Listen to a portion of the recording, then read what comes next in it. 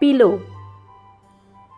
हिंदी में तकिया और छत्तीसगढ़ी में मुड़सरिया। बेड। हिंदी में पलंग और छत्तीसगढ़ी में बाजवट या खटिया। मैट्रेस। हिंदी में गद्दा और छत्तीसगढ़ी में सुपेती। क्विल्ट। हिंदी में रजाई और छत्तीसगढ़ी में गोदरी। ब्लैंकेट। हिंदी में कंबल और छत्तीसगढ़ी में ब्लैंकेट। डोरमेट।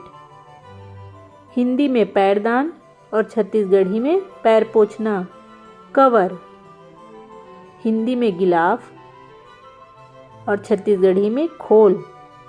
बेडशीट। हिंदी में चादर और छत्तीसगढ़ी में चद्दर। टॉवेल। हिंदी में तौलिया और छत्तीसगढ़ी में गमछा। लैंटर्न। हिंदी में लालटेन और छत्तीसगढ़ी में कंडील। ये मोर जानकारी है आप मन ला कइसे लागिस मोला कमेंट करके जरूर बताओ।